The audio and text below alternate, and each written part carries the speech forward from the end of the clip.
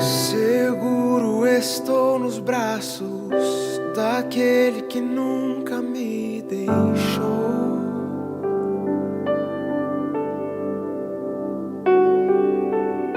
Seu amor perfeito sempre esteve repousado em mim.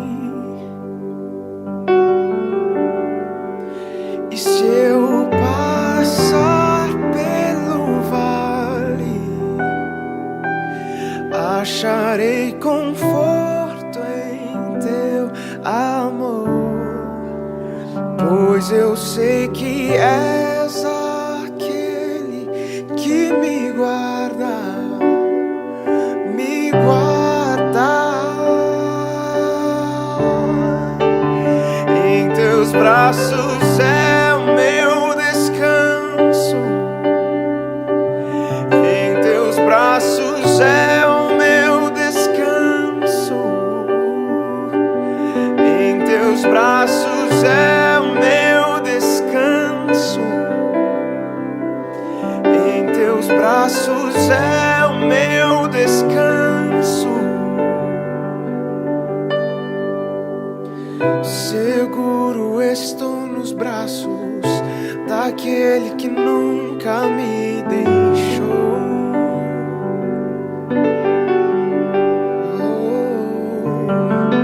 Seu amor perfeito sempre esteve repousado em mim. E se eu passar pelo vale,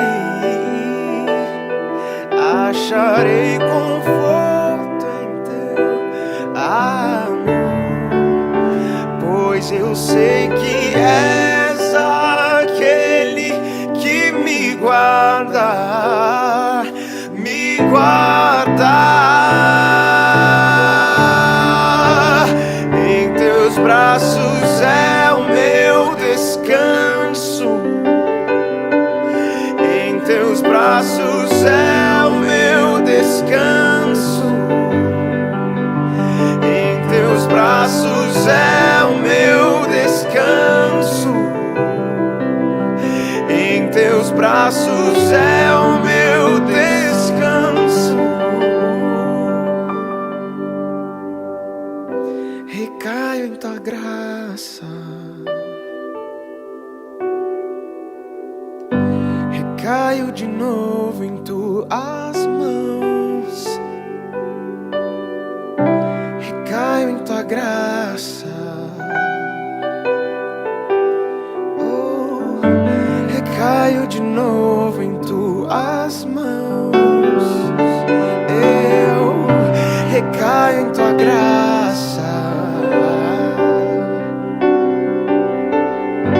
recaio de novo em tuas mãos. E se eu passar pelo vale, acharei conforto em teu amor, pois eu sei que és aquele que me guarda, me guarda. Em teus braços é o meu descanso,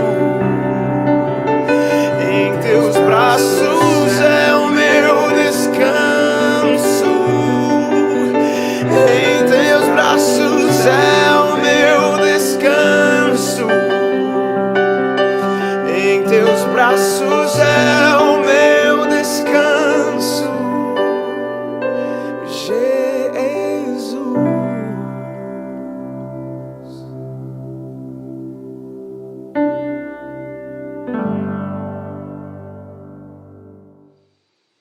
Olá, Igreja da Vila, como é bom mais uma semana a gente poder estar juntos aqui e podemos celebrar ao nosso Senhor, celebrar Jesus nesse culto de adoração, nesse momento de reflexão, nesse tempo tão especial que Jesus nos dá.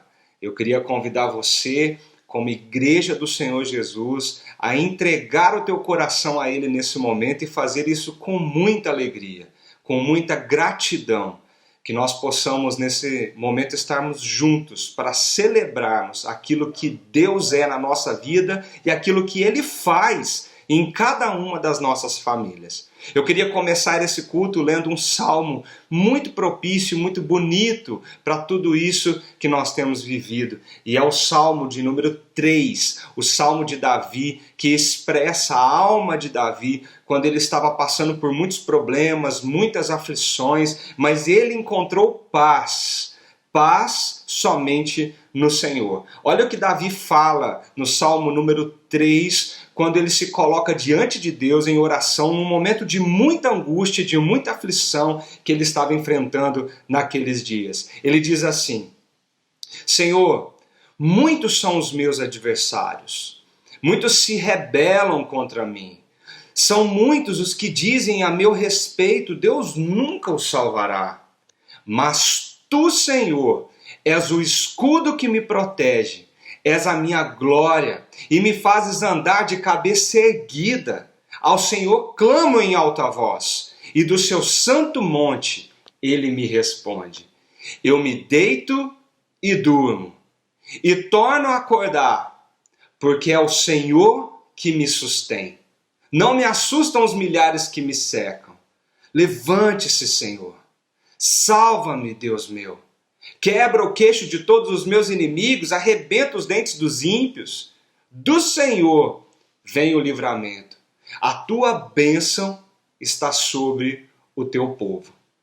Eu gosto muito desse versículo 5, que é uma conclusão que ele chega nessa oração. Ele fala: eu me deito e durmo, e torno a acordar, porque é o Senhor que me sustém.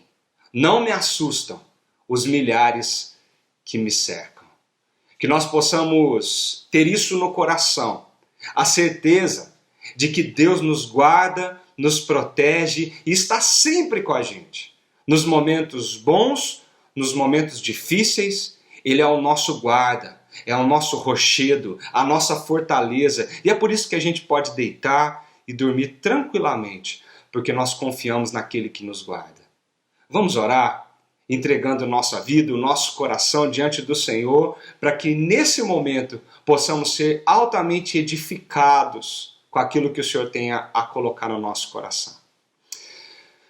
Pai, nós estamos aqui diante de Ti, nós estamos gratos, ó Pai, por quem o Senhor é na nossa vida. Muito obrigado, Senhor, porque o Senhor é Deus na nossa história, o Senhor é o Senhor das nossas vidas.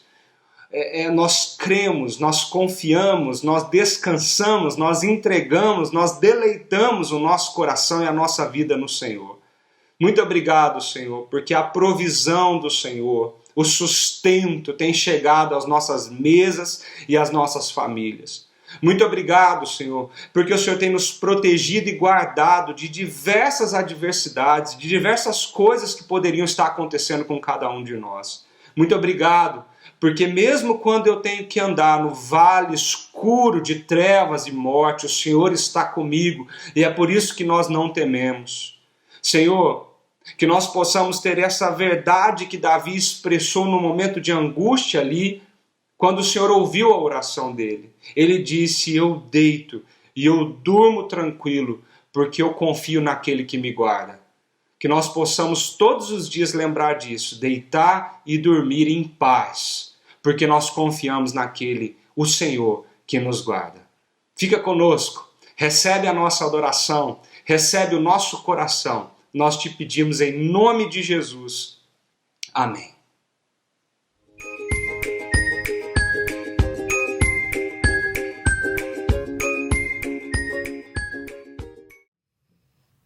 O Senhor é o meu pastor e nada me faltará. Em pastos bem verdes me faz repousar. Leva-me bem junto a tranquilas águas, minha alma alivia por teu grande amor. que eu ande pelo vale escuro, o mal não temerei, pois comigo estará.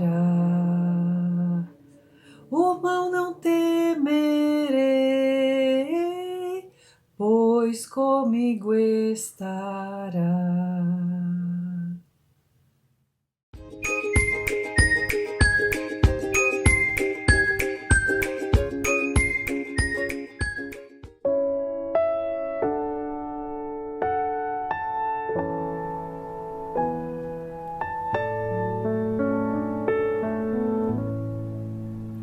Se paz a mais doce me deres gozar, se dor a mais forte sofrer, ou seja o que for, tu me fazes saber que feliz com Jesus sempre sou. Sou feliz com Jesus, sou feliz com Jesus, meu Senhor.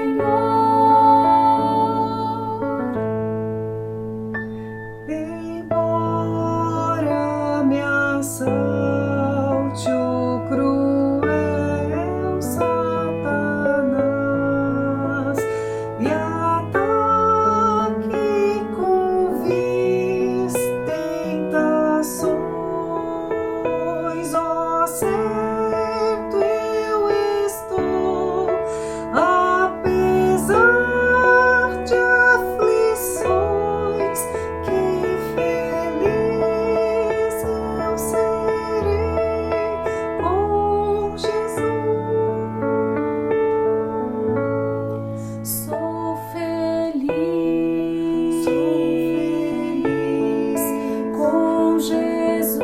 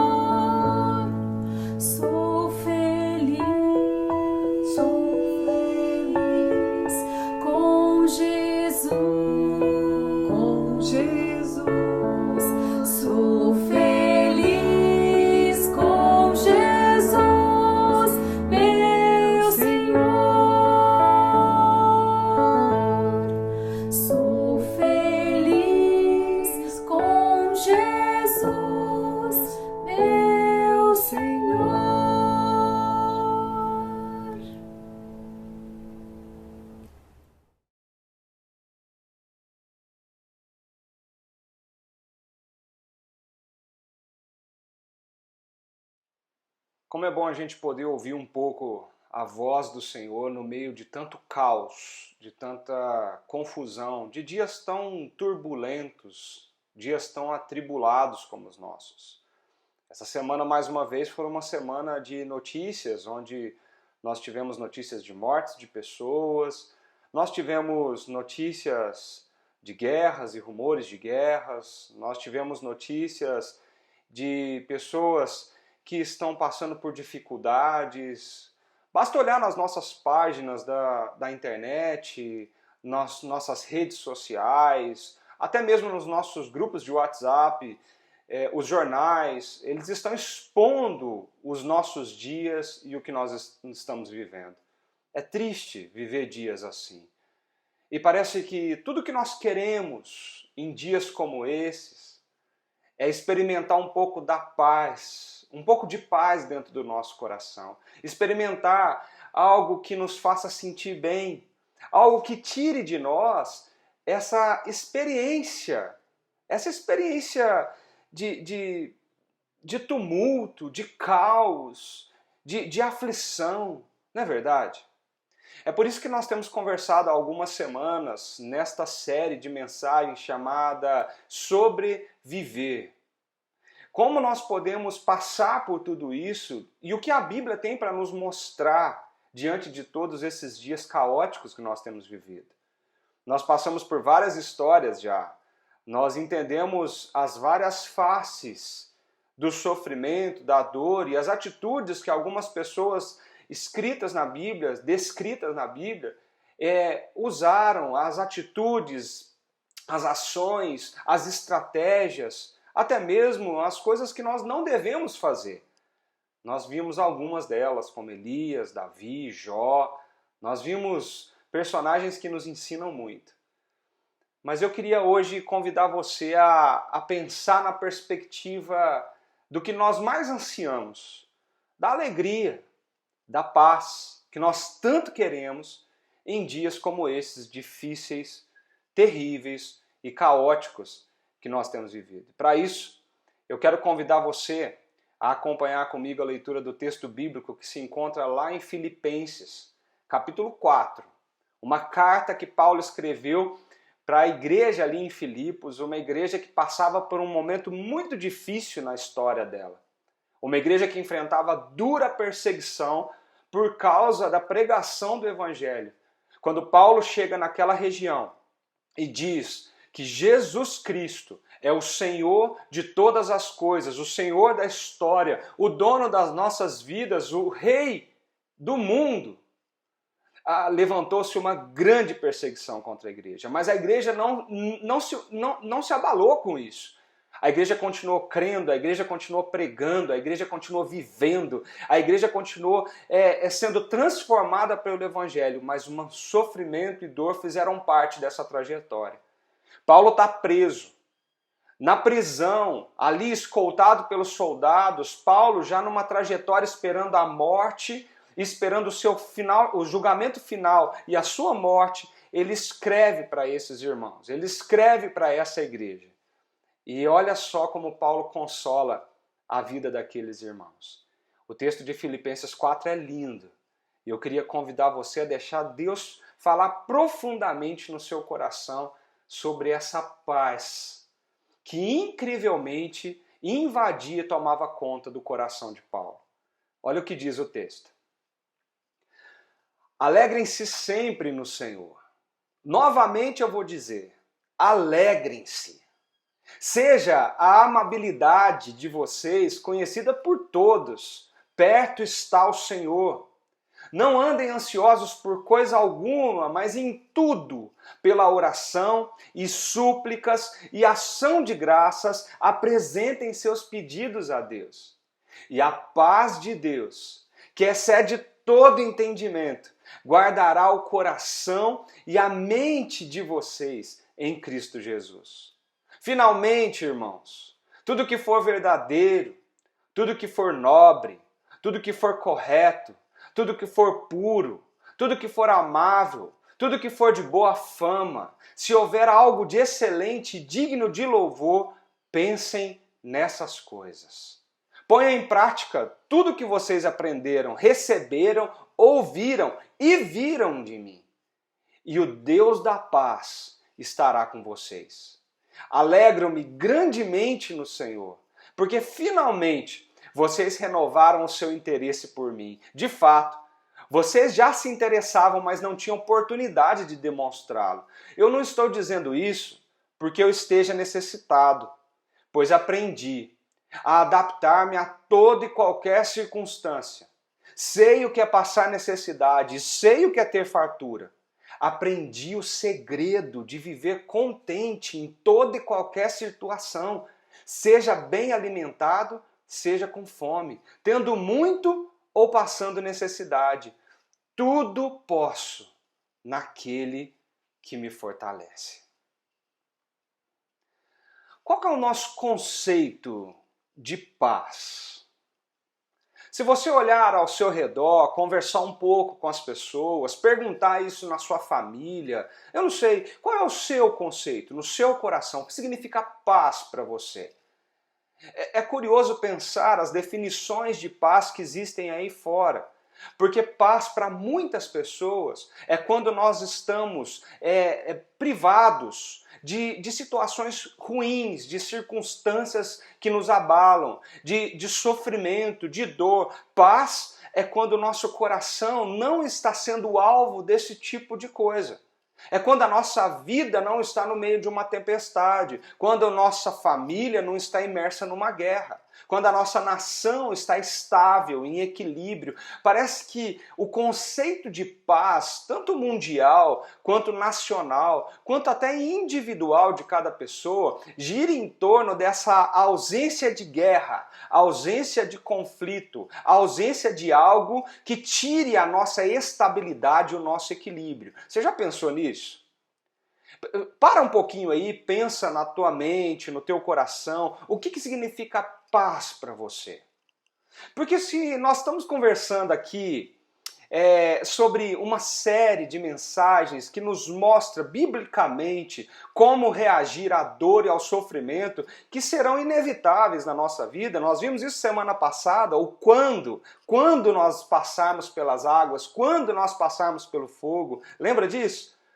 Então, o que mais queremos nesses dias difíceis é desfrutar dessa paz, desfrutar da paz no coração. Mas para a gente entender como desfrutar dessa paz, nós precisamos entender o que significa paz. Porque se paz significar ausência de algo que tire a nossa estabilidade e o nosso equilíbrio, nós estamos em sérios apuros. Concorda comigo? Porque a própria Bíblia fala que neste mundo nós teremos muitas aflições. E Jesus diz, mas mesmo assim, tem de bom ânimo porque eu venci o mundo. Passe pelas aflições, suporte-as, enfrente-as, você vai vencer. Mas elas não vão deixar de existir. E se ter paz depende de não ter aflições, serão poucos os nossos momentos de paz aqui. Concorda comigo? Então o que é paz? O que significa ter paz para você? O que isso significa na tua mente, no teu coração? Eu queria conversar um pouquinho sobre isso, porque é algo que nós muito almejamos nesses dias que estamos vivendo. Para começar, esse texto no versículo 10, Paulo, depois de dar uma ordem para aquele povo que passava por tanto sofrimento, ele diz assim, olha, o Deus da paz vai estar com vocês. O Deus que traz a paz, o Deus que transmite paz, o Deus que é paz, ele vai estar com vocês. Então, esse Deus que se qualifica, que se caracteriza como um Deus de paz, se ele está conosco passando no meio da fornalha, talvez caminhando do nosso lado nos vales escuros, como diz o Salmo 23, se esse Deus que traz paz, ele é o que está nos protegendo e guardando, como nós lemos no Salmo 3. O que significa paz? Eu queria conversar e mostrar para vocês que a palavra paz é comum na maioria das línguas. As pessoas falam de tratados de paz ou tempo de paz, quase sempre significando essa ausência de guerra, de conflito, seja na família, seja numa nação.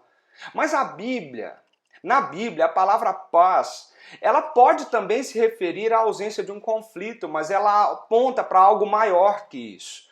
Porque a Bíblia aponta para a presença de algo melhor. Então, não é a ausência de alguma coisa, é a presença de algo. No Antigo Testamento, a palavra hebraica para paz é shalom. E no Novo Testamento, a palavra grega para paz é eirene. O significado mais básico de shalom é ser completo, ou todo, é pleno, a plenitude. A palavra, por exemplo, pode ser usada para referir a uma pedra que tem um formato completo e perfeito, ela não está rachada, ela não está estragada. Também pode se referir a um muro de pedras que está completo. Ele não tem buraco, ele não está faltando tijolo. Shalom se refere a algo que ele não tem nada faltando, ele é pleno, completo. Percebe isso? É vários pedaços, é complexo, mas ao mesmo tempo existe uma completude, uma totalidade naquilo na qual ele se refere. Isso é shalom. Jó usou essa expressão no seu livro, quando ele diz que as tendas deles estavam em um estado de shalom, porque ele contou todo o seu rebanho e não havia nenhum animal faltando, tá vendo? Estava completo, não tinha nada faltando. É por isso que shalom, ele pode se referir ao bem-estar de uma pessoa, ou seja, quando a pessoa está completa. Davi também usou essa palavra, quando ele visita os seus irmãos no campo de batalha, e ele pergunta para os seus irmãos sobre o shalom deles. Como eles estão? Qual está o estado do coração deles? Eles estão plenos? Eles estão completos? Eles estão completos em si? Eu não sei se dá para perceber que a palavra shalom, paz, na Bíblia, é usada de uma forma um pouco diferente do que nós estamos acostumados, porque a ideia principal é de que a vida é complexa, cheia de partes que se movem, relacionamentos, situações, e quando alguma dessas partes está fora de alinhamento ou faltando, o seu shalom está despedaçado. A vida não está mais completa e ela precisa de algo, ela precisa ser restaurada. De fato, esse é o significado de shalom. Quando você usa o verbo shalom, a palavra shalom como um verbo, trazer shalom para alguém literalmente significa tornar completo, ou seja, restaurar aquela pessoa, restaurar aquele relacionamento, restaurar aquela família, restaurar aquele trabalho, restaurar aquele muro. É curioso isso, né? O livro de Provérbios, ele usa o termo também. Ele usa o termo nesse sentido de restauração completa. Ele fala das relações humanas e ele fala assim que reconciliar ou curar uma relação quebrada é trazer shalom para a vida da pessoa. Os reinos na Bíblia precisam desse shalom. Eles estão brigando, eles estão em conflito e a Bíblia mostra esses reinos desejando esse shalom de Deus, é essa completude de restauração. Mas shalom para um reino não significa simplesmente parar de brigar um com o outro, quando duas nações estão em guerra. Shalom significa parar o conflito e começar a trabalhar juntos. Olha que coisa curiosa, porque além de não ter conflito, para a Bíblia, shalom é a restauração tão completa que agora começa a ter unidade, ter uniformidade. É por isso que o nascimento de Jesus no Novo Testamento é anunciado como a chegada do shalom, só que no grego a palavra usada é eirene. Jesus veio oferecer sua paz para os outros. Ele disse isso, ele falou assim, a minha paz eu vos dou. Os apóstolos, eles fazem questão de afirmar nos seus escritos que Deus, quando ressuscitou dos mortos, ele fez paz entre os homens e ele. Nós temos paz com Deus, é isso que está escrito em Romanos capítulo 1. E é por isso que o apóstolo Paulo pode dizer que Jesus é a própria paz, é a nossa paz, porque ele veio aqui e nos trouxe essa completude, essa restauração. Ele colocou as coisas nos seus devidos lugares. Paulo até instrui a igreja a manter a unidade através dos vínculos da paz. Isso requer humildade, paciência, suportar o outro em amor. É isso que ele escreveu tanto para as igrejas. Se tornar pessoas de paz, gente, significa participar na vida de Jesus, que reconciliou todas as coisas no seu devido lugar e na terra, e continua esse processo de restauração pela sua morte e ressurreição. Paz demanda trabalho, porque não é só a ausência de conflito. A paz verdadeira requer pegar o que está quebrado e restaurar completamente, seja em nossas vidas, nos nossos relacionamentos ou no mundo. Trazer paz ao mundo, diante das lentes bíblicas da nossa fé, é você restaurar aquilo que Deus criou, é trazer a completude, a plenitude de novo aquilo que Deus criou. Quem está fazendo isso? Deus na sua história, Jesus na nossa história. Esse é o conceito bíblico de paz. E nós pensamos que paz é a ausência de circunstâncias ruins, paz é a ausência de conflito, paz é a ausência de guerra, mas a Bíblia fala de paz como algo maior, como a presença de algo maior. Quando a gente pensa no que Paulo afirmou para a igreja de Filipos ali, na sua carta aos Filipenses, nós percebemos Paulo falando dessa paz, uma paz que excede todo o entendimento, uma paz que aquela igreja vivia no seu coração, mas que de certo modo até incomodava as pessoas, porque aquela igreja vivia a paz, mas não era compreendida aquela paz. Por quê? Porque eles estavam sofrendo, eles estavam sendo perseguidos, aquele povo estava com dor, aquele povo estava perdendo pessoas, aquele povo estava sendo torturado pela verdade do Evangelho, mas dentro do coração deles reinava uma alegria que constrangia todo mundo que estava perto deles. E percebe o próprio apóstolo Paulo. Se você ver a história de Paulo, você vai ficar constrangido como esse homem lidou com os sentimentos do seu coração e como ele trouxe esse conceito de paz tão forte e vívido por onde ele ia. Olha o que ele fala no versículo 10 ao versículo 13. Olha que lindo a declaração de Paulo sobre o jeito que ele lidou com tudo isso, com esse sofrimento na sua vida, diante desse conceito de paz. Eu me alegro grandemente no Senhor. Eu me alegro grandemente no Senhor, porque finalmente vocês renovaram o seu interesse por mim. De fato, vocês já se interessavam, mas não tinham oportunidade de demonstrá-lo.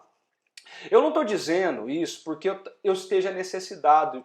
Presta atenção, pois eu aprendi a me adaptar a toda e qualquer circunstância. Sei o que é passar necessidade, sei o que é fartura. Eu aprendi o segredo de viver contente em toda e qualquer situação. Seja bem alimentado, seja com fome, tendo muito ou passando necessidade. Tudo posso naquele que me fortalece. Se nós fôssemos fazer uma lista, gente, dos sofrimentos, dos sofredores, das pessoas mais sofridas da Bíblia, Paulo com certeza estaria no meio deles. Quando foi chamado para o ministério, o próprio Paulo disse de si mesmo, ele é para mim um instrumento, Deus disse para Paulo, quer dizer, contando de si mesmo, ele é um instrumento escolhido, é um meu instrumento escolhido para levar o meu nome perante os gentios. Olha o que Deus disse para Paulo, pois eu lhe mostrarei quanto lhe é necessário sofrer pelo meu nome. Paulo está contando a experiência de conversão dele, e lá em Atos 9, ele mostra isso, pois eu lhe mostrarei quanto lhe é necessário sofrer pelo meu nome. Deus disse isso para Paulo. Pouco depois, Paulo anuncia que por meio de muitas tribulações nos é necessário entrar no reino dos céus, lá em Atos 14. Por meio de muitas tribulações nos é necessário entrar no reino dos céus. Gente, Paulo sabia o que era sofrer. Paulo sabia o que eram circunstâncias, situações adversas. 6 vezes nas suas cartas, Paulo faz uma lista das suas aflições. Se você ver Romanos 8, 1 Coríntios 4, 2 Coríntios 4, 2 Coríntios 6, 2 Coríntios 11 e 12, ele faz uma lista de tudo que ele enfrentou, tudo que ele passou, gente, e dá aflição só de você ler tudo que esse homem viveu por causa da verdade do Evangelho de Jesus Cristo. Elas abrangiam um grande espectro de sofrimento físico, emocional, espiritual, incluindo fome, prisão, traição. Ele sofreu castigo brutal. Ele foi açoitado várias vezes com aquelas 39 chicotadas terríveis dos romanos. Ele sofreu muito. Ele padeceu por causa do Evangelho. No meio de tudo isso, ele ainda escreve da prisão uma carta para Filipos dizendo: alegrem-se no Senhor. Eu sei o que é passar, eu aprendi o segredo, eu sei o que é viver com a escassez, com um pouco, com o nada, sofrendo, chorando, sentindo dor. E eu estou dizendo para vocês: alegrem-se no Senhor. Ele definiu o que era a paz na sua vida. E ele conta o segredo que ele mesmo descobriu. Paulo, ele compreendia que tudo que estava enfrentando iria ser usado por Deus de alguma forma para que os outros estivessem sofrendo, pudessem ser consolados da mesma forma como ele tinha sido consolado. É um texto que eu gosto muito, que está lá em 1 Coríntios capítulo 1, e acreditava que essa paz de Deus era algo que independia de qualquer circunstância à sua volta. Paulo realmente acreditava, gente, que essa paz de Deus era algo parecido com um equilíbrio, uma calma interior. Mas esse equilíbrio nem sempre teve ali. Ele aprendeu a viver assim. Ele mesmo fala assim: eu já aprendi a estar satisfeito em todas as circunstâncias e eu descobri o segredo de estar contente em qualquer situação. Ou seja, ele é o mesmo, tanto numa situação quanto na outra. Paulo não muda o que é por dentro quando ele está passando das diversas situações na vida dele. Veja como essa declaração é forte, gente. Veja como essa declaração, às vezes nós quando lemos ela e pensamos sobre isso, ela pode até ser assim constrangedora, nos deixa assim naquela situação: nossa, mas eu nunca vou conseguir isso. Lembre-se das circunstâncias de Paulo, lembre tudo que ele está passando, que ele está vivendo. Nós desejamos ter essa paz interior de que ele está falando. Mas nós queremos paz para enfrentar o quê? Pensa aí na sua vida. As contas, a competição do nosso trabalho, o chefe difícil que pega no nosso pé, um relacionamento afetivo, ou talvez a falta desse relacionamento afetivo. Paulo estava enfrentando algo que era muito maior do que isso, que talvez nenhum de nós aqui da igreja já tenhamos enfrentado. Paulo está enfrentando um momento da sua vida de tortura e morte. Ele escreve da prisão e mesmo assim ele diz: eu descobri o segredo de sorrir disso tudo. Eu descobri o segredo de passar por todo esse vale com o meu interior em paz. Não é algo natural dele. Perceba isso, perceba essa palavra. A paz interior que ele está se referindo aqui, ela não nasce dentro de nós. Ele fala que aprendeu a ter paz. Ele aprendeu a ter esse equilíbrio em qualquer situação. Ele aprendeu a viver desse jeito. E não foi da noite por dia. A gente precisa entender que a paz, ela é algo que precisa ser aprendida na nossa vida. O contentamento é algo que precisa ser aprendido na nossa vida. Para Paulo, essa paz, a eirene, o shalom do Antigo Testamento, não é uma ausência de alguma coisa. É, sobretudo, a presença de algo. Não é a ausência de medo, é a certeza de estar protegido. Porque nós vamos passar pela ansiedade, nós vamos passar pelo medo, nós vamos passar por situações difíceis, circunstâncias difíceis, quem sabe até enfrentar, estar de frente para a morte. Mas a paz, ela não depende do que está acontecendo aqui em volta de cada um de nós. A paz depende do que está acontecendo dentro do seu coração. A tradução aqui que Paulo usa, que nós usamos para traduzir o que Paulo escreveu, talvez não faz tão jus à palavra.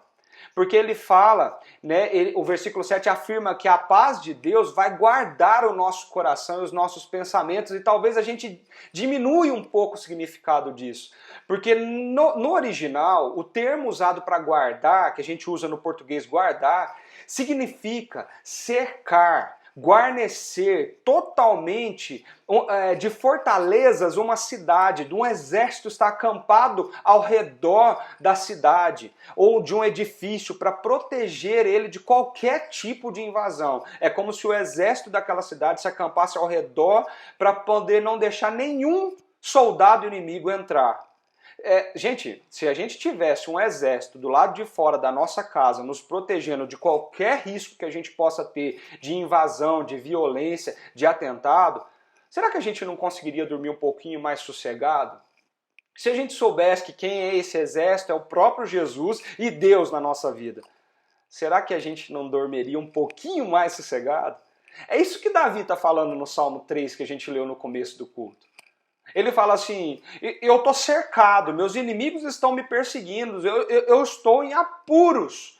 Mas eu queria dizer uma coisa para o Senhor. Eu deito, eu durmo e eu levanto em paz. Sabe por quê? Porque quem está acampado ao meu redor me protegendo é o Senhor. É um pouquinho diferente, né, do que livros, artigos de internet tratam hoje dessa superação dos nossos sentimentos, das nossas emoções, dos nossos medos, das nossas ansiedades. Nós precisamos controlar tudo isso, mas eles falam que para a gente controlar tudo isso, nós precisamos afastar os nossos pensamentos. Os livros hoje de autoajuda dizem assim, não pense nisso, não admita pensamento negativo dentro da tua mente, controle os seus pensamentos, expulse os pensamentos negativos. Mas aqui a gente está vendo que paz de Deus não é uma ausência de pensamentos negativos, porque nós vamos ficar ansiosos, nós vamos ter medo. Mas a paz de Deus é a presença do próprio Deus na nossa vida e no nosso coração, trazendo para nós esse equilíbrio que nós tanto precisamos. O Deus de paz, ou da paz, estará convosco. É uma promessa. Ele está com a gente, trazendo essa paz. Não se trata de pensamento positivo ou de força de vontade. É uma certeza de que não importa o que aconteça, no fim, tudo vai dar certo, mesmo que nem tudo esteja certo no momento. É esse o caráter da paz bíblica. É isso que Paulo está tentando mostrar para aquela igreja em apuros, em aflição, como ele estava como preso. É essa calma e equilíbrio interior por causa da certeza da presença de Deus e da proteção de Deus que transcende os limites da nossa razão. É o próprio Deus, Criador dos céus e da terra, que está dizendo para mim e para você, eu estarei com você. Não importa o que está acontecendo à sua volta, eu estou do teu lado. Isso não é natural para nós, porque nós temos medo, nós temos ansiedade, mas isso é adquirido. Isso é aprendido. Eu gosto muito dessa palavra que Paulo usa. Eu aprendi. Porque tudo que nós estamos precisando hoje, gente, é aprender essa paz. É aprender o segredo que Paulo descobriu para poder viver em paz no meio de tanto caos. Porque o caos não vai passar. As dificuldades, elas sempre virão. Hoje são umas, mas amanhã serão outras. Todos os dias enfrentaremos desafios, todos os dias nós enfrentaremos perseguições, todos os dias nós estaremos diante da fornalha. Qual é o segredo, então? O que Paulo fala nesse texto que nós devemos fazer para que nós possamos aprender o segredo de viver em paz diante de qualquer situação? Porque ele falou, eu aprendi a viver contente em toda e qualquer situação. Seja a fartura, seja a escassez, seja a dor ou seja a alegria. Percebe isso? É disso que esse texto está falando. Mas eu acho bonito porque esse texto nos leva a pelo menos 3 disciplinas que Paulo coloca, expõe ali, para que possamos aprender. Um processo de aprendizado. Talvez vai ser lento na minha vida, talvez vai demorar na minha vida, mas talvez seja rápido na sua, mas é um processo de aprendizado. E 3 disciplinas essenciais fazem parte desse processo na vida de Paulo. Olha só o que Paulo fala da primeira disciplina. A primeira delas é pensar. É entender o que você pensa. Porque ele usa uma expressão muito forte. Ele fala, seja isso que ocupe o vosso pensamento, no versículo 8. Ele fala assim, ó, finalmente, irmãos, tudo que for verdadeiro, tudo que for nobre, tudo que for correto, tudo que for puro, tudo que for amável, tudo que for de boa fama, se houver algo de excelente ou digno de louvor, preste atenção, pensem nessas coisas. Tem a nossa tradução RA que fala assim, seja isso que ocupe o vosso pensamento. O que deve estar nos seus pensamentos? O que você deve pensar? Essa lista de coisas, essas características dos seus pensamentos. Quando ouvimos os termos honesto e justo, a gente pode até achar que Paulo está simplesmente recomendando os pensamentos elevados, inspiradores. Traga pensamentos positivos para sua mente, traga coisas boas, lembre daquilo que te faz bem. Meu amigo, minha amiga, não é isso que está dizendo aqui. Segundo alguns estudiosos da Bíblia, quando a gente olha para a literatura paulina, quando a gente olha quando ele usa termos como honesto e justo, Paulo está muito provavelmente se referindo a algo único que é honesto e justo e que acumula todas essas características que nós acabamos de ler. O apóstolo Paulo não está se referindo a elevar a sua mente de modo genérico. E sim, ele está falando para você colocar sua mente nos ensinos específicos da Bíblia sobre Deus, sobre o que o pecado causou diante da criação de Deus, mas o que Deus fez para resolver o problema do pecado em Cristo Jesus, sobre a salvação que Ele nos traz, a redenção, a shalom sendo executada no mundo, trazendo essa restauração total que nós fazemos parte dela. A humanidade, os planos de Deus para o mundo. O que Paulo está dizendo de honesto e justo aqui é que nós devemos ocupar o nosso pensamento, a nossa mente com a maravilhosa graça, com a maravilhosa misericórdia de Deus que nos alcança em Cristo Jesus. Paulo usa uma palavra forte ali quando ele escreve isso, e essa palavra quer dizer avaliar, calcular, logisdomai.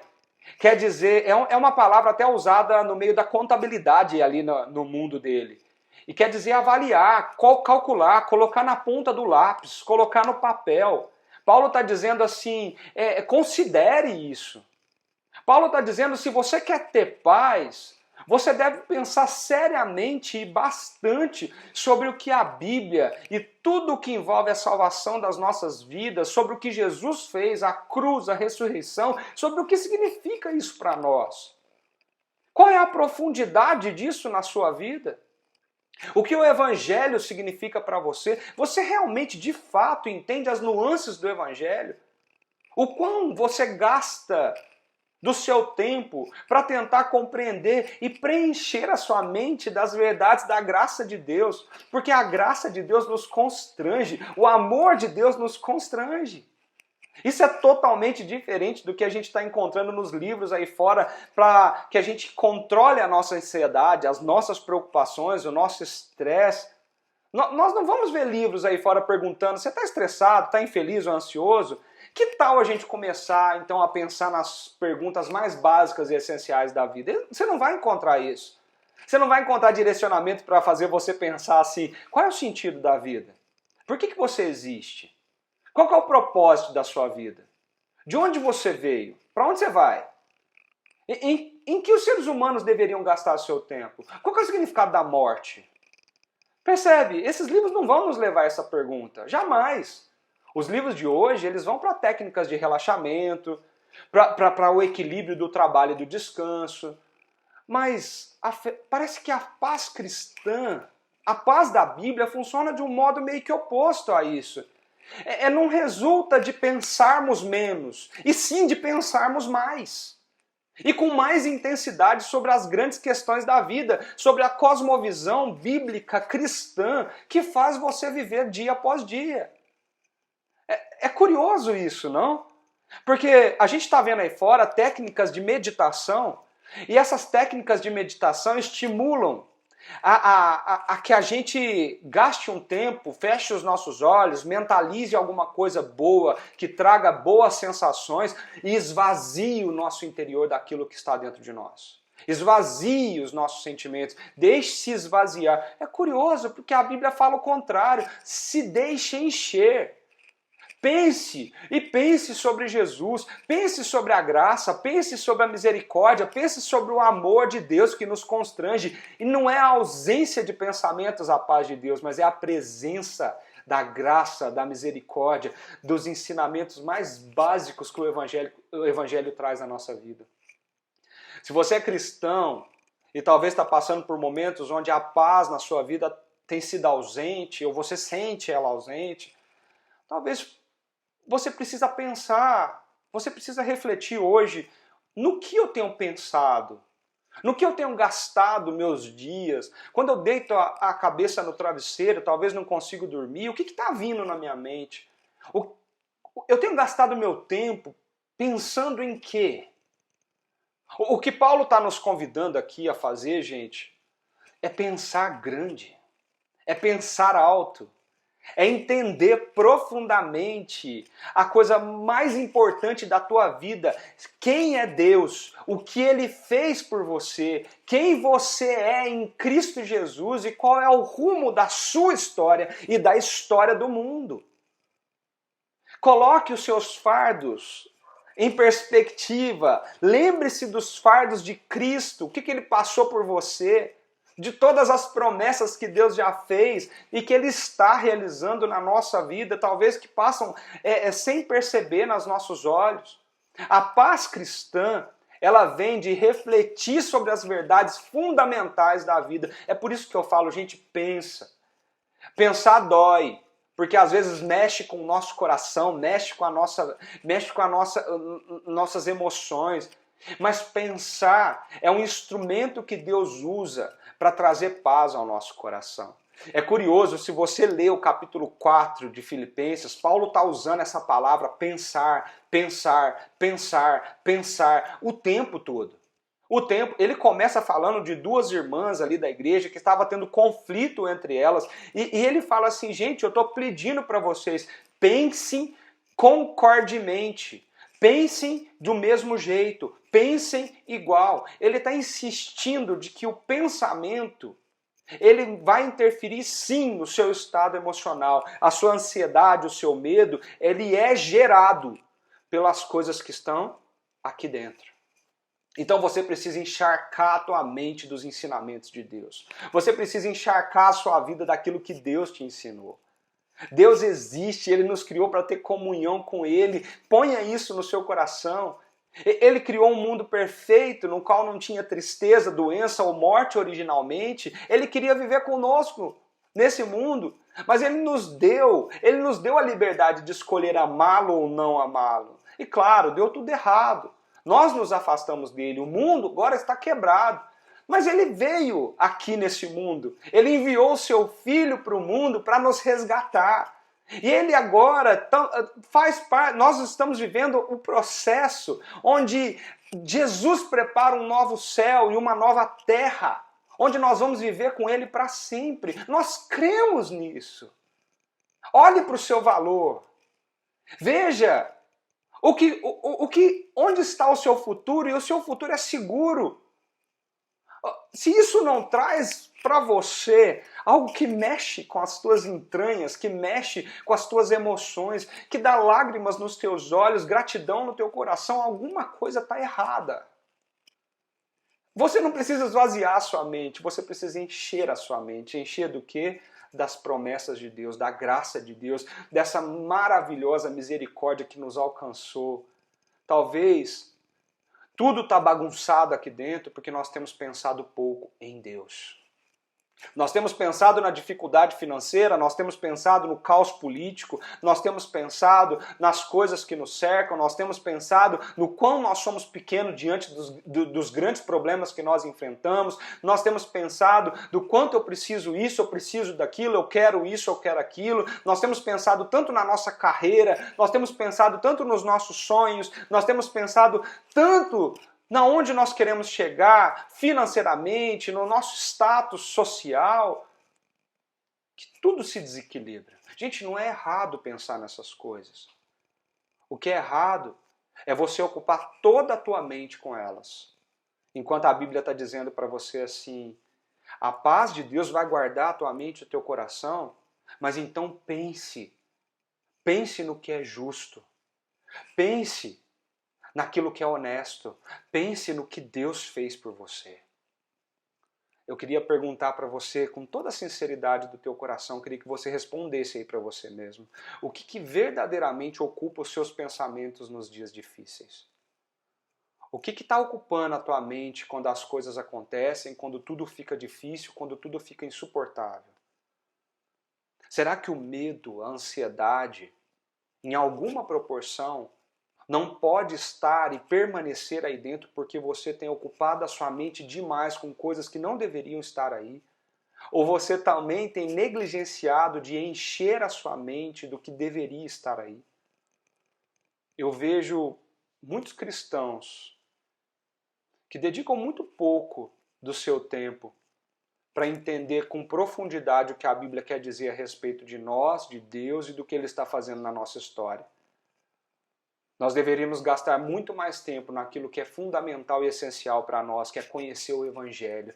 Paulo, quando ora para as igrejas, ele fala: a minha oração é que vocês adquiram o conhecimento da plenitude do que é Cristo. Essa é a coisa mais importante da nossa vida. E se é a coisa mais importante da nossa vida, se é isso que nós achamos que é o mais importante que os nossos filhos precisam ter, por que gastamos tão pouco tempo nisso? O nosso pensamento a respeito do Evangelho não pode se limitar a um culto de final de semana. O nosso pensamento sobre o Evangelho não pode se limitar a 1h30 que nós passamos juntos aqui. Percebe isso? Se isso é a coisa mais importante da nossa vida, isso deveria encharcar a nossa essência. Nós deveríamos transbordar palavras da misericórdia e da graça do Evangelho de Jesus. Mas nem sempre isso acontece. E quando nós estamos sem essas coisas na nossa mente, nós estamos vulneráveis para o medo, para a ansiedade e tudo que envolve as circunstâncias que nos tomam. O que está ocupando a tua mente? Uma segunda disciplina que é muito clara aqui, que Paulo mostra para a gente, é a gratidão. Ele, no versículo 6 ele fala assim: não andem ansiosos por coisa alguma. Como é difícil esse versículo, né? Mas olha só que lindo a construção de Paulo. Não andem ansiosos por coisa alguma, mas em tudo, gente, em tudo que você estiver enfrentando, em tudo que você estiver passando, em tudo na sua vida, pela oração e súplica, e com ação de graças, apresentem seus pedidos a Deus. Olha que coisa linda isso, gente. Sabe por que é lindo? Porque a oração é a nossa resposta para o medo e para a ansiedade. A oração é a nossa resposta para combater tudo isso. A oração de gratidão aparece em contraste com essa ansiedade, quando ele diz: não fiquem ansiosos por coisa alguma. Se a gente construísse melhor a tradução dessa frase, seria assim: em nada estejam ansiosos, mas tudo seja levado para Deus. Olha que legal a construção dessa frase. Em nada estejam ansiosos. Como que eu vou fazer isso? Simples. Tudo tem que ser levado para Deus. E como que eu tenho que levar isso para Deus? Através da minha oração. Mas como? Com gratidão no coração. Essa afirmação parece que é meio contraintuitiva, porque parece que não é lógica. Paulo está mandando a igreja aqui dar graças ou agradecer enquanto nós pedimos. Não é depois que nós recebemos o que nós pedimos. Geralmente a gente pede, Deus atende e a gente tem um motivo aí de celebração, de gratidão. Deus, obrigado porque o Senhor ouviu minha oração. Obrigado porque o Senhor atendeu a minha prece. Obrigado porque o Senhor fez o que eu pedi. É mais intuitivo a gente agradecer depois que a gente teve o que a gente quer. Mas aqui Paulo não está dizendo isso. Paulo está dizendo para a gente agradecer enquanto nós estamos pedindo. À primeira vista parece que isso não faz sentido. Mas se a gente pensar bem, a lógica de Paulo é muito clara e faz todo sentido. Em essência, ele está dizendo para a gente confiar no comando absoluto de Deus sobre a história e sobre a nossa vida. Deus é soberano. Deus é soberano. Ele está explicando que nós nunca vamos ficar contentes, a não ser que, quando nós estamos pedindo algo para Deus, ou seja, levando tudo para Deus, nós também reconheçamos que a nossa vida está nas mãos dele e somente dele, e que ele é muito mais sábio do que a gente. É muito. Deus é soberano. Então nós devemos confiar nele. Se nós acreditamos que Deus está no controle de todas as coisas, que ele é muito mais sábio que nós, que ele está nos protegendo, que ele está nos guardando, gente, é muito lógico a gente pedir para Deus já agradecendo pela boa vontade dele derramada sobre a nossa vida. Eu não estou dizendo que isso é fácil. Eu estou dizendo que isso é lógico. Para sermos coerentes com aquilo que a gente crê, isso é lógico. Devemos dar graças, ter uma vida de gratidão, por saber que ele é soberano na nossa vida e na nossa história. A gente pode sim agradecer ele antecipadamente, até mesmo antes de receber o que nós pedimos. Sabe por quê? Porque a gente tem que agradecer por tudo que ele nos dá. Mesmo não entendendo as coisas, mesmo não entendendo o que ele está fazendo, mesmo não entendendo o que ele ainda vai fazer. A gente nunca vai ser contente, ter contentamento, quanto Paulo falou, se a gente não conseguir enxergar e ver isso. Gente, Deus não fez o mundo para ser um mundo cheio de tristeza, de morte, de violência, de sofrimento. Mas, meu amigo e minha amiga, Deus tem um plano.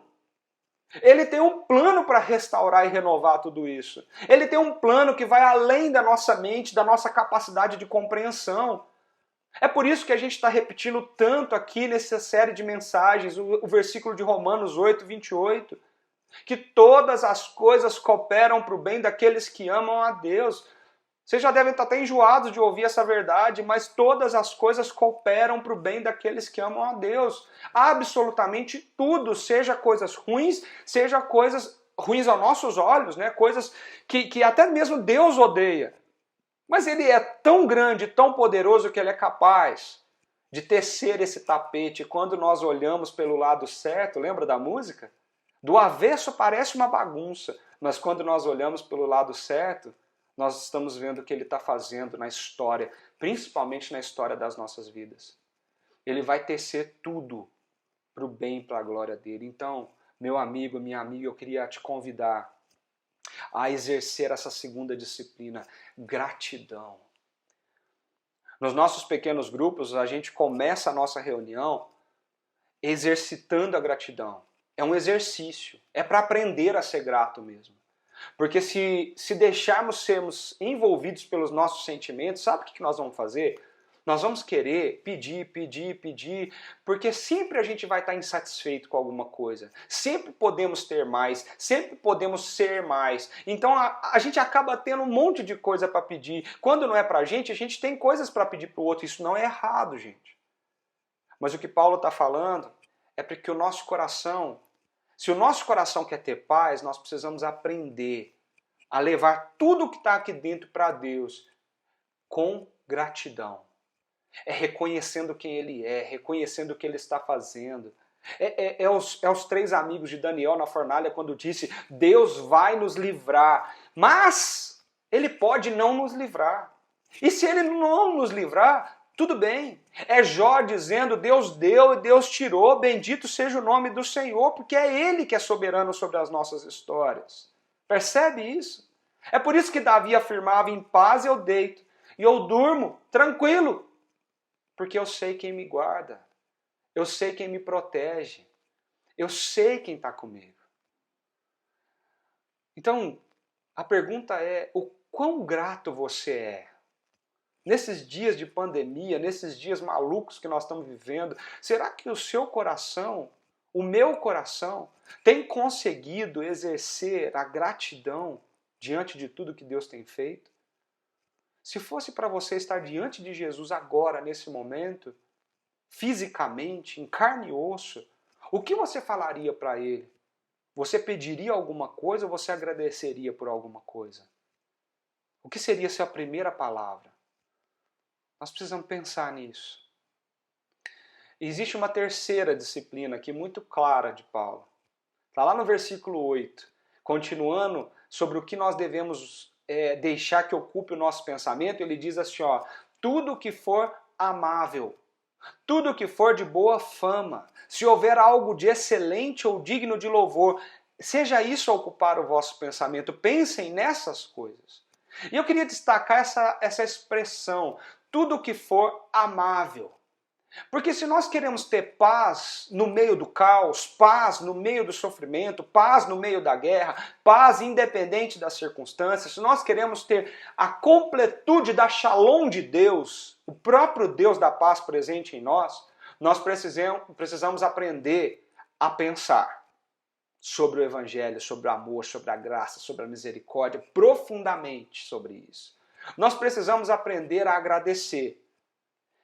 Toda a nossa vida seja cercada de gratidão, e a gratidão seja a primeira coisa nos nossos lábios. Mas também nós precisamos aprender a amar. Nós precisamos ocupar a nossa vida e a nossa mente, o nosso coração e as nossas atitudes com o amor que vem de Deus. É por isso que ele fala nesse texto, seja a vossa generosidade ou amabilidade conhecida por todos.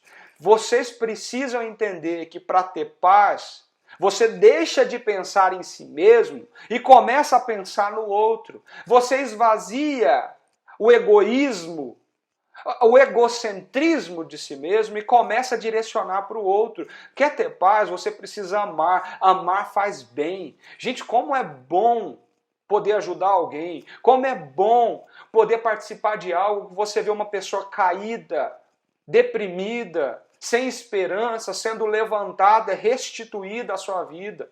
Como é bom fazer parte disso. Não existe uma pessoa que passa por esse tipo de situação que não fala o quanto isso fez bem para o seu coração. Paulo está dizendo agora que nós precisamos nos preencher com esse amor, o que é amável. Ele está encorajando aqueles leitores originais, encorajando a mim e a você, não somente a reorganizar os nossos pensamentos, mas também a reorientar os afetos do nosso coração, os amores do nosso coração. O apóstolo parece que está explicando como que a gente pode obter um lastro espiritual que nos mantenha de pé quando os mares ficarem bravios, quando o equilíbrio da nossa alma meio que dá uma balançada, quando os problemas, a dificuldade vier sobre a nossa vida. Ele afirma que não é só ordenar os nossos pensamentos, não é só pensar nas coisas certas, mas é importante amar as coisas certas. A palavra para contentamento que ele usa aqui, eu aprendi o segredo de estar contente. A palavra contentamento aqui é uma palavra muito forte que ele usa no versículo 11. Ele fala, eu aprendi isso, eu alcancei a autarqueia, a palavra grega. E essa palavra ela tem um significado de viver bem, independente das circunstâncias. Viver bem, viver contente, viver alegre, viver feliz, viver o amor independente das circunstâncias. Significa ter esse equilíbrio. Significa não ficar agitado, desolado, arrasado por qualquer coisa que aconteça na nossa vida. E é curioso porque isso é um assunto que varre a nossa história.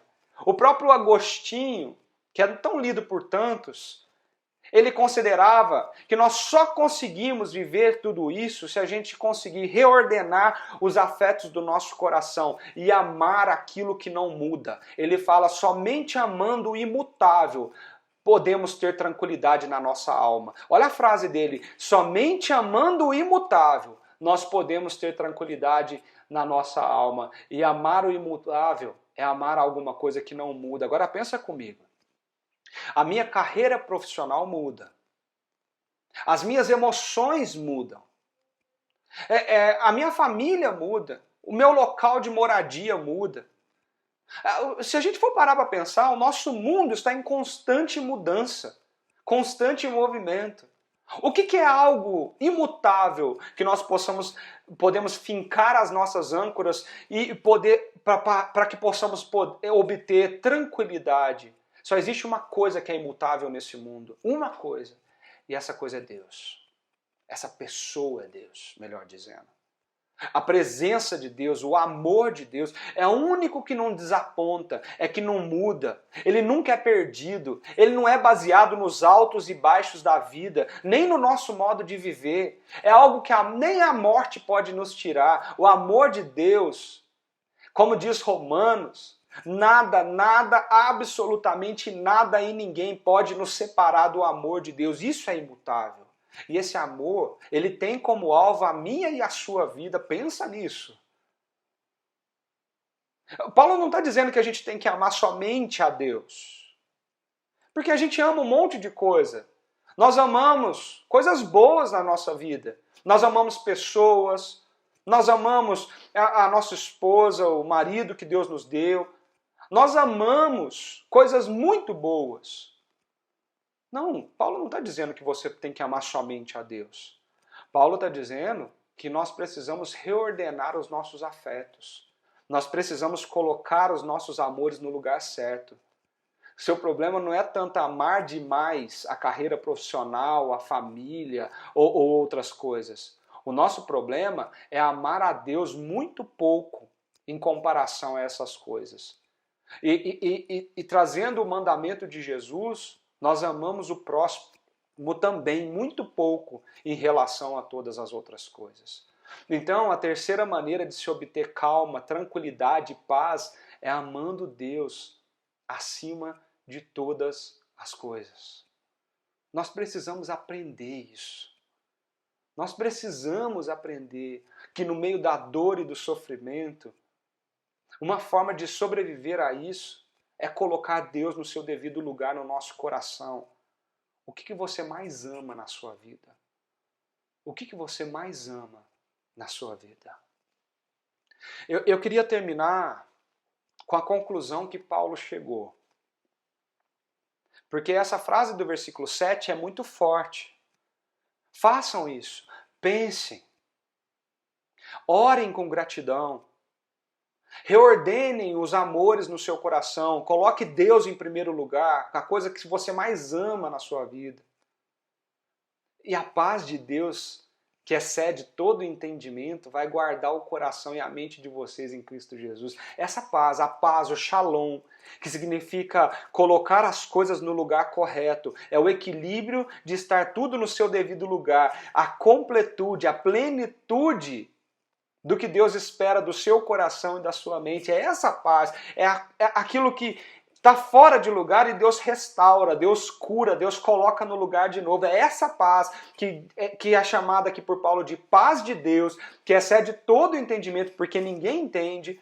Ela vai guardar, colocar um exército ao redor do seu coração e da sua mente e te levar para um lugar em Cristo Jesus. Percebe isso?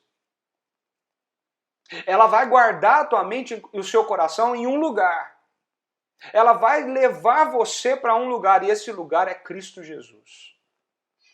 Se você for levado para qualquer outro lugar, talvez você não está experimentando a paz de que Paulo está dizendo aqui, a paz que a Bíblia fala para a gente.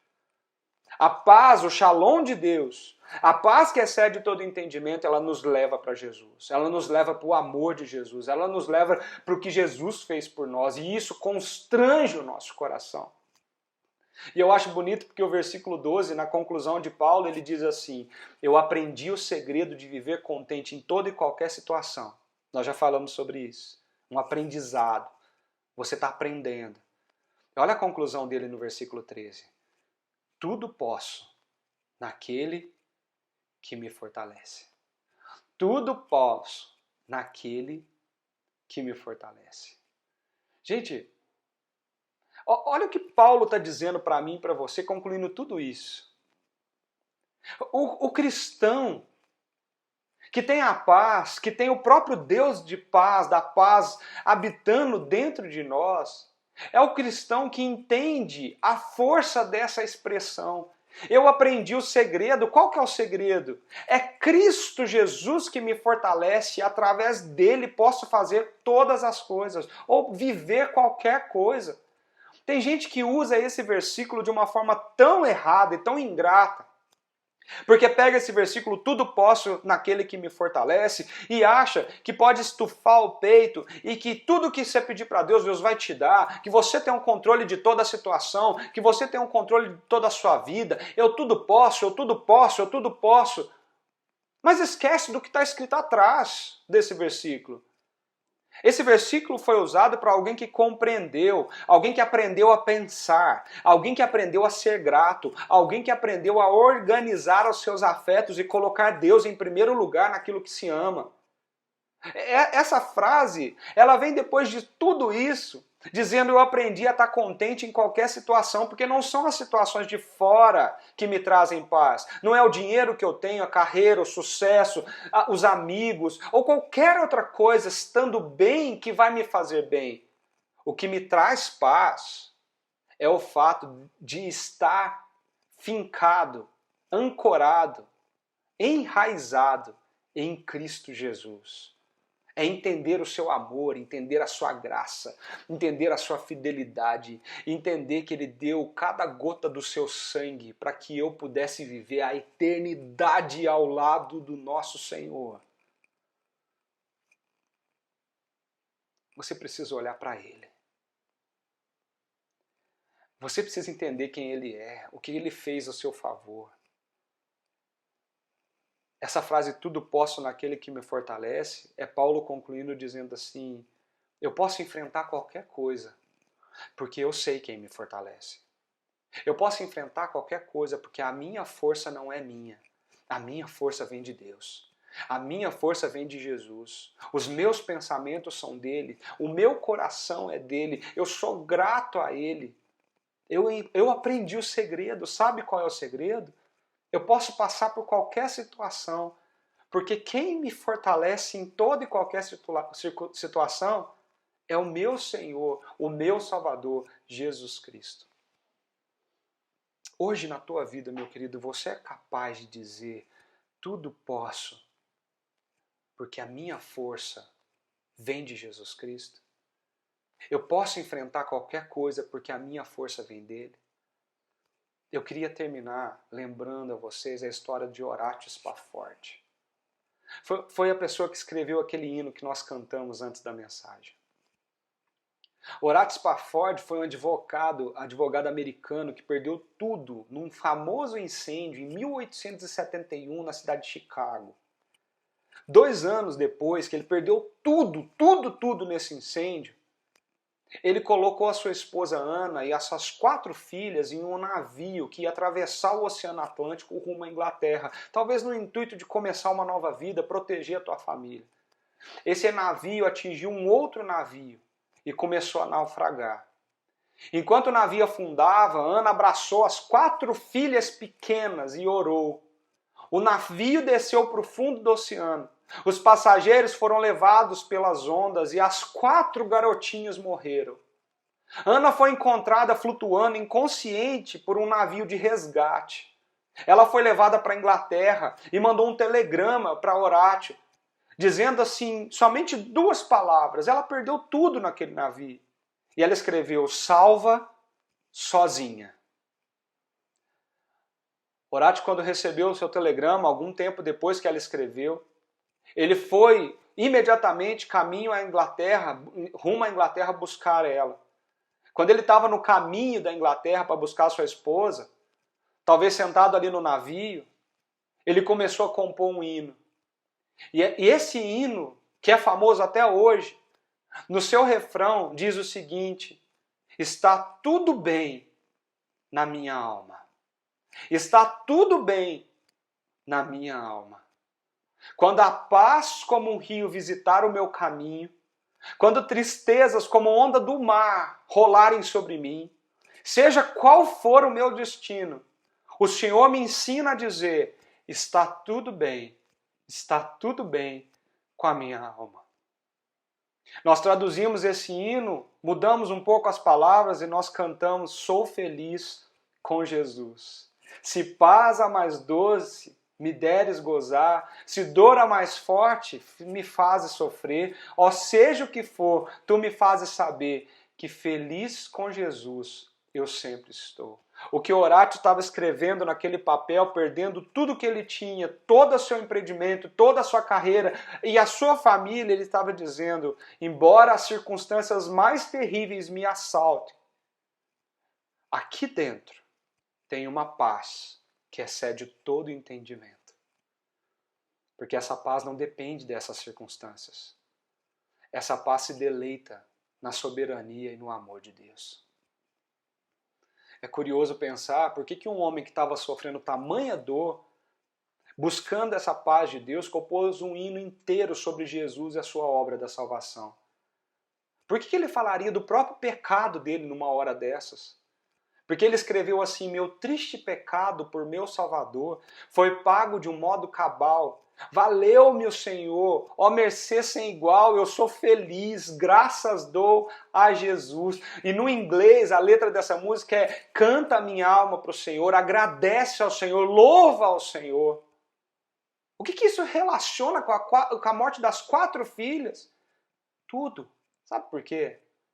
A mente de Horácio estava tão encharcada do Evangelho que quando as coisas dão errado, um dos motivos de perdermos a paz é acharmos que nós estamos sendo castigados. Mas Horácio não estava olhando para isso como um castigo, ele estava olhando para a cruz e o castigo que estava sobre Jesus. Ele olhava e dizia: eu sei que Deus é soberano e Ele reina sobre a minha vida. Deus também perdeu um filho, não involuntariamente, voluntariamente na cruz por mim e por você. Foi isso que Ele fez para que a gente pudesse ser uma só família.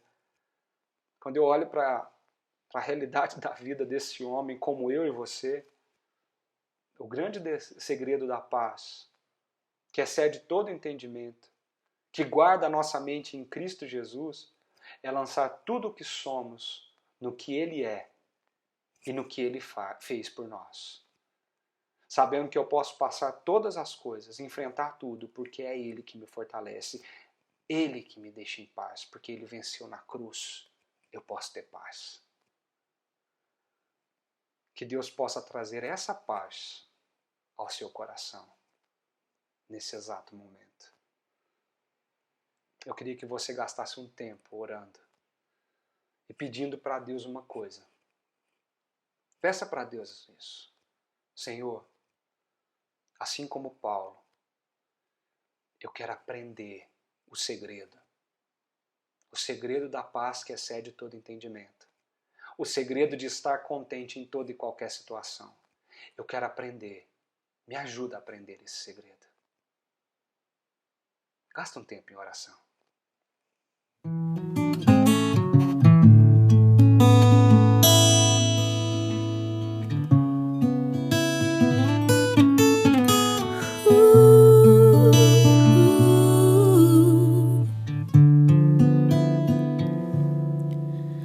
A tua voz é como um rio de águas claras que corre sem pressa.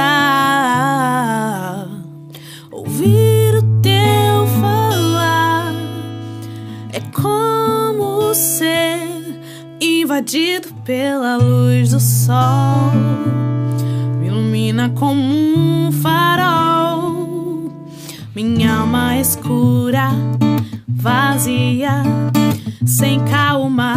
E essa paz que excede o entendimento eu quero conhecer. Não só ler ou falar, mas provar e aprender a viver em meio ao furacão do meu inquieto coração. Eu sou o vento, ouvir teu falar pra tudo se acalmar. Minha alma reconhece quem tu és, dono dos momentos e das estações do meu caminhar.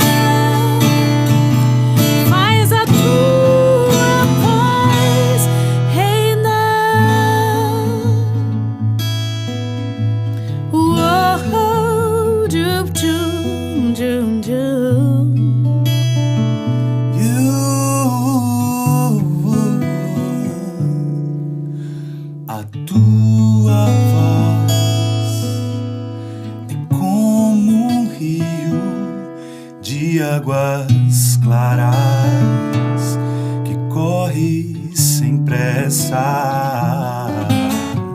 Ouvir o teu falar é como ser invadido pela luz do sol.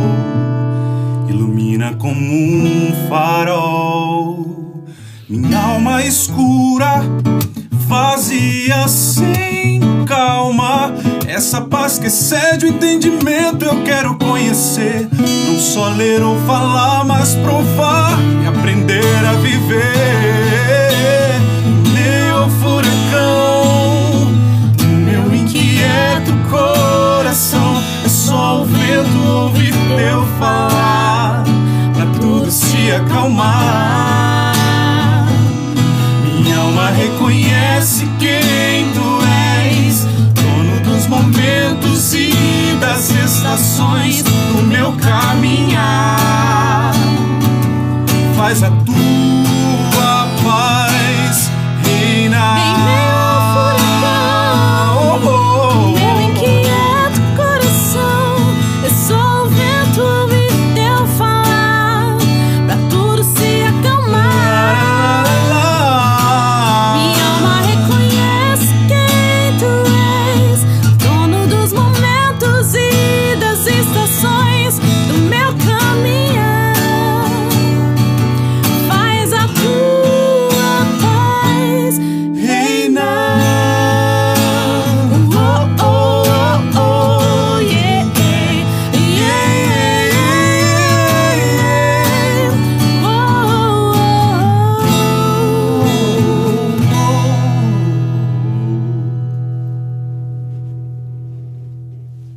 Deus, que é o Deus da paz, está com você. E Ele está nos ensinando o segredo do contentamento. Vamos orar. Senhor, muito obrigado pela Tua palavra. Muito obrigado, Senhor, pela riqueza do que a Sua palavra nos ensina. Muito obrigado, Senhor, por quem o Senhor é e o que o Senhor está fazendo na nossa história.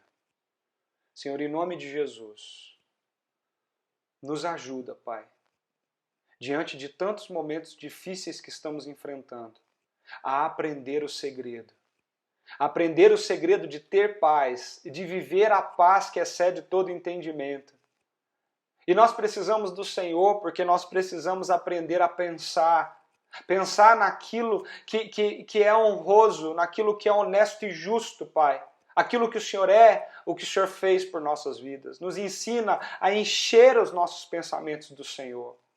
Nós precisamos aprender a ser gratos, ó Deus. Nos perdoa pela nossa ingratidão. Quantas vezes fomos ingratos diante de tantas bênçãos que temos recebidos. Nos ajuda, Pai. E que a gratidão encharque o nosso coração. E que principalmente nós possamos aprender a amar o Senhor acima de todos, de tudo, e o nosso próximo como nós mesmos, sendo capazes de abrir mão das nossas próprias vontades em favor do outro. Pai, nos ajuda, fica conosco, e que essa paz guarde a nossa mente e coração em Cristo Jesus, todos os dias. Amém. Meus amigos, minhas amigas, que a graça do nosso Senhor Jesus Cristo, o amor de Deus, o nosso Pai, e a presença do Espírito Santo, Deus da paz, esteja com vocês hoje e todos os dias da nossa vida, até que a gente esteja com Ele e em paz, em plenitude, totalmente restaurados, possamos viver toda a eternidade ao lado do nosso Senhor. Amém. Que essa semana seja uma semana maravilhosa na tua vida. Que você possa desfrutar da presença de paz que o nosso Deus nos dá. E que você seja ricamente abençoado por Ele em tudo que você viver e em tudo que você fazer.